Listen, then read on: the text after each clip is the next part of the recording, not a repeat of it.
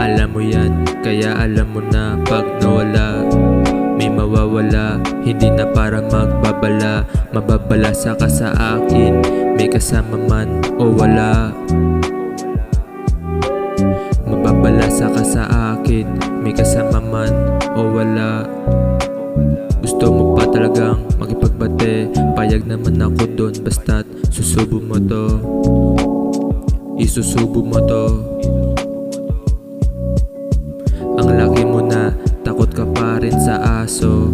Palibasa nung una pa lang, duwag ka ng tangina ka, duwag ka ng tangina ka. Huwag kang umasta na parang boss, kasi di ka bagay doon. Nung maliit yung sweldo mo, aligaga ka, diba? Habang kumakain sa karenderya. Huwag kang umasta na parang boss, kasi di ka bagay doon. Nung maliit yung sweldo mo, aligaga ka, diba? Habang kumakain sa karenderya. Naalala ko bigla, hinarang ako ng lola mo. Sapakin ko kaya to? Humihiram ng 200 kasi wala na daw maulam yung apo niyang tanga. Tanga yan, no? Sa tito mo na parang adik. Parang siya. Dapat magpasalamat ka, kundi dahil sa akin wala ka nang makakain dyan sa tito mo na adik. Kabaliktaran sa'yo, wala kang bayag, puking ina.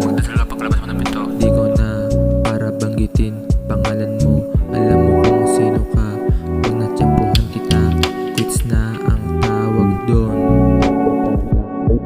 Pwede na siguro to, baka ma-depress yung divorce family. Huwag kang umasta na parang boss, kasi di ka bagay doon. Nung maliit yung sweldo mo, aligaga ka, diba? Habang kumakain sa kalenderya. Huwag kang umasta na parang boss, kasi di ka bagay doon. Nung maliit yung sweldo mo, aligaga ka, diba? Habang kumakain sa karenderya. Kaya mag-ingat-ingat ka ngayon, dasal ka agad paglabas mo ng pinto. Sana ma-depress.